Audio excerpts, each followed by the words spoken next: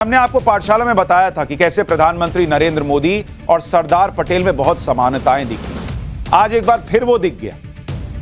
जिस तरह से प्रधानमंत्री नरेंद्र मोदी अपने मां के निधन के बाद भी देश के प्रति अपने कर्तव्य को निभा रहे थे, कोई कार्यक्रम रद्द नहीं किया, वैसे ही सरदार पटेल करते थे।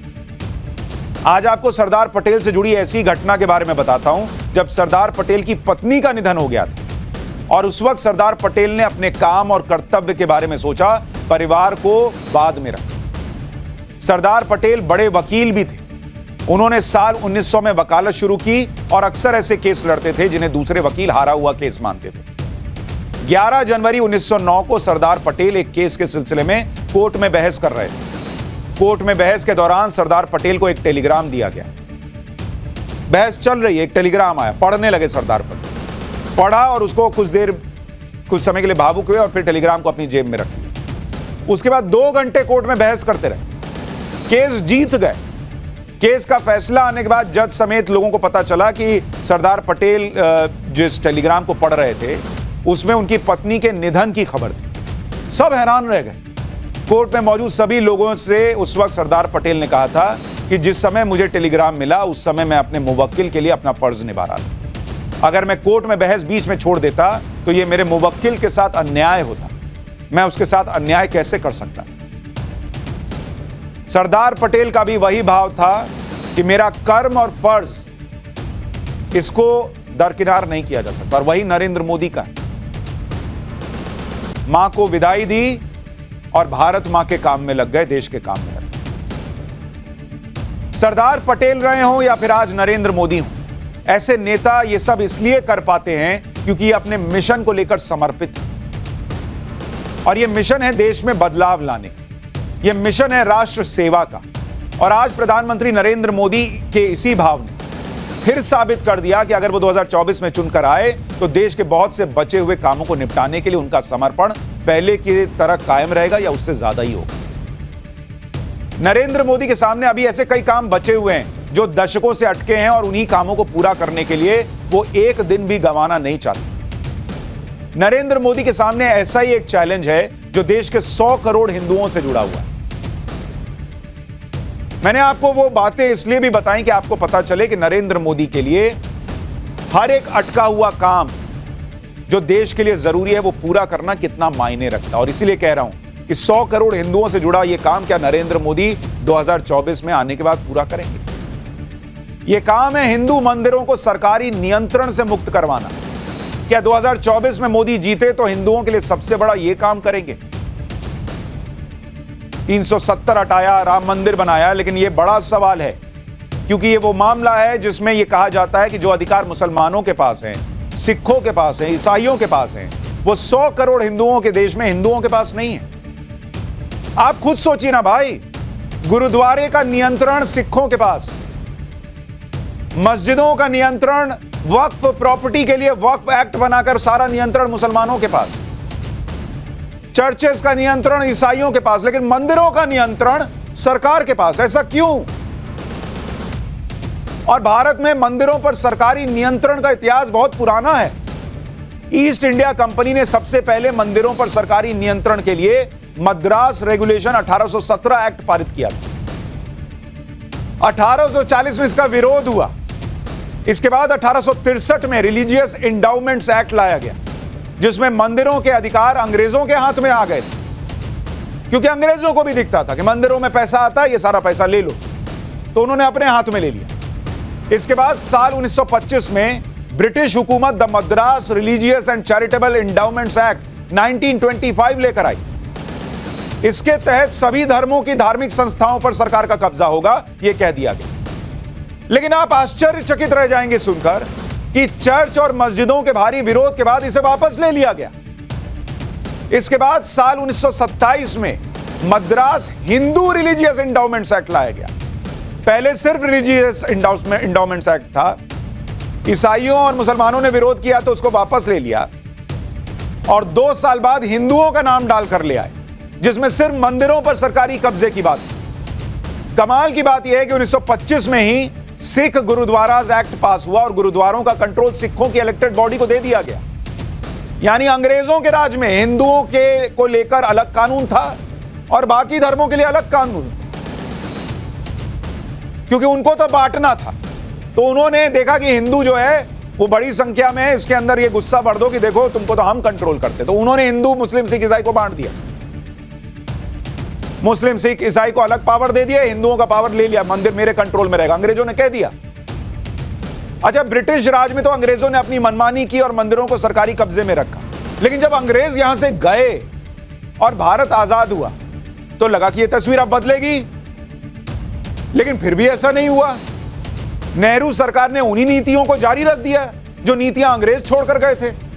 उल्टे यहां की सरकारों ने अलग अलग राज्यों में मंदिरों पर सरकारी नियंत्रण को और मजबूत करना शुरू कर दिया। भाई, आजादी के बाद साल 1951 में तमिलनाडु सरकार ने Hindu religious and endowment act लेकर आई वो, और मंदिरों के फंड्स और मैनेजमेंट पर सरकार का कब्जा हो गया तमिलनाडु में। इस कानून के कई प्रावधानों को कोर्ट में चैलेंज किया गया और आखिरकार इस कानून के कई प्रावधानों को कोर्ट ने खारिज कर दिया। कोर्ट ने खारिज किया, लेकिन इस देश की सरकार ने नहीं रोका। इसके बाद कुछ बदलावों के साथ तमिलनाडु सरकार ने साल 1959 में Hindu religious and charitable endowments act पास कर दिया।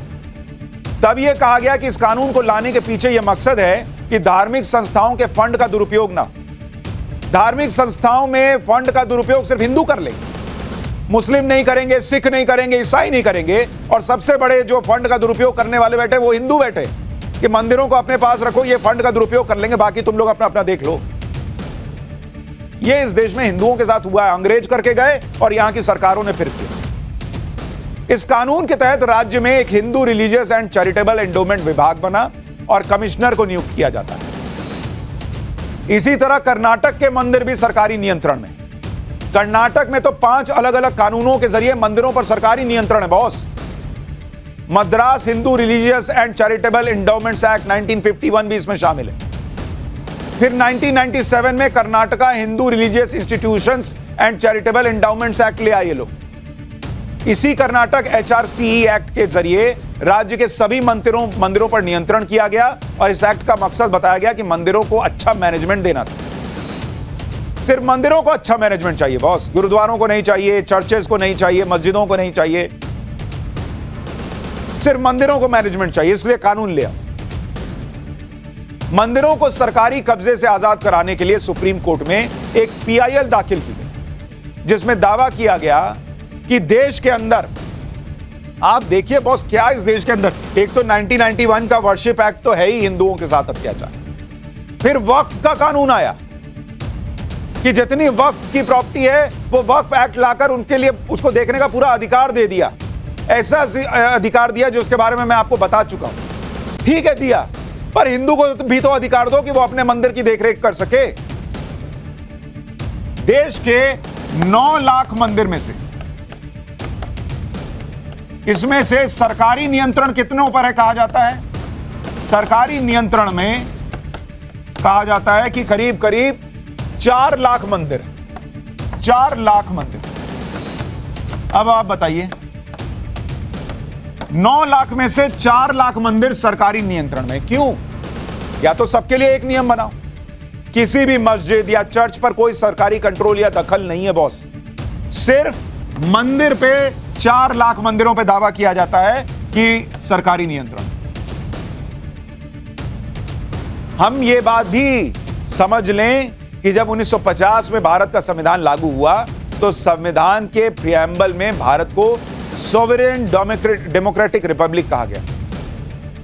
यह 1975 में लगी इमरजेंसी के दौरान इंदिरा गांधी की सरकार ने सोशलिस्ट और सेक्युलर शब्द जोड़ा था। सेक्युलर शब्द हमारे संविधान में पहले नहीं था, यह इमरजेंसी के दौरान इंदिरा गांधी सरकार ले आई थी। और इतना सेक्युलरिज्म था तो मंदिर जो हैं, हिंदू जो हैं, उनको भी अधिकार देना था ना।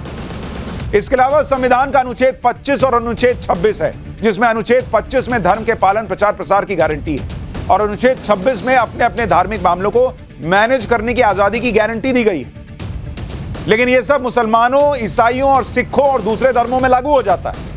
दूसरे धर्मों की संस्थाओं पर सरकारी कंट्रोल नहीं चलता, लेकिन हिंदू धर्म को लेकर कई तरह के कानून बनाकर मंदिरों को कंट्रोल किया जाता है। क्यों? और इसलिए मैं पूछ रहा हूं कि क्या नरेंद्र मोदी जो देश के लिए इतना समर्पित हैं, वो 100 करोड़ हिंदुओं को यह न्याय दिलाएंगे?